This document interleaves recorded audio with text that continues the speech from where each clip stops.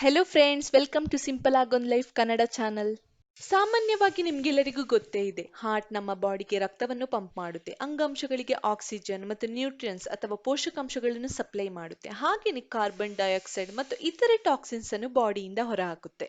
ನಮ್ಮ ದೇಹದಲ್ಲಿ ಹಾರ್ಟ್ ಎಷ್ಟು ಇಂಪಾರ್ಟೆಂಟ್ ಅಂತ ನಿಮ್ಗೆಲ್ಲರಿಗೂ ತಿಳಿದೇ ಇದೆ ಅಲ್ವಾ?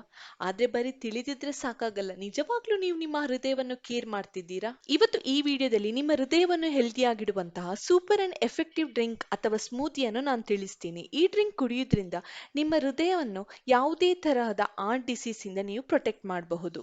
ಈ ಸ್ಮೂತಿ ಮಾಡ್ಲಿಕ್ಕೆ ಜಸ್ಟ್ ಪಪಾಯ ಹಣ್ಣು, ದ್ರಾಕ್ಷಿ ಮತ್ತೆ ಓಟ್ಸ್ ಇದ್ರೆ ಸಾಕು.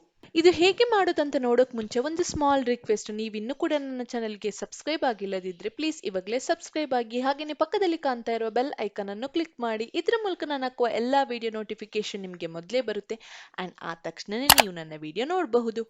ಬನ್ನಿ ಇವಾಗ ಹೇಗೆ ಮಾಡೋದಂತ ನೋಡೋಣ.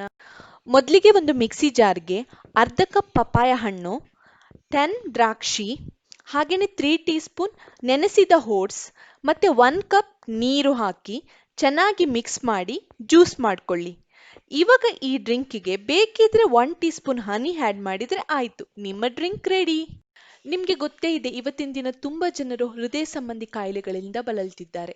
ನಿಮ್ಗೆ ನಿಮ್ಮ ಹಾರ್ಟ್ ಅನ್ನು ಹೆಲ್ದಿಯಾಗಿ ಇಟ್ಕೊಳ್ಬೇಕಂತಿದ್ರೆ ಈ ಡ್ರಿಂಕ್ ಜೊತೆಗೇನೆ other fruits like apple, kiwi, ಪೇರಳೆ ಹಣ್ಣು, ಚೆರಿ ಇದನ್ನೆಲ್ಲ ಜಾಸ್ತಿ ತಿನ್ನಿ. ಇಷ್ಟೇ ಅಲ್ಲದೆ ಸ್ಟ್ರೆಸ್ ಮತ್ತು ಮಾನಸಿಕ ಹೊರೆ ಕಡಿಮೆ ಮಾಡುವ ಎಕ್ಸಸೈಸ್ಗಳನ್ನು ಮಾಡೋದು ಕೂಡ ಮರಿಬೇಡಿ.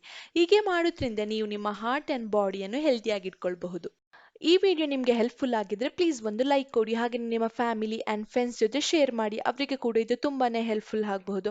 ಈ ವಿಡಿಯೋದ ಬಗ್ಗೆ ನಿಮ್ಮ ಅನಿಸಿಕೆಯನ್ನು ಕಾಮೆಂಟ್ ಮಾಡಿ, ಇದ್ರ ಮೂಲಕ ನನಗೆ ಇನ್ನೂ ಕೂಡ ಉತ್ತಮವಾದ ವಿಡಿಯೋ ಮಾಡಲಿಕ್ಕೆ ಮೋಟಿವೇಶನ್ ಸಿಗುತ್ತೆ. Okay friends, thank you, have a nice day.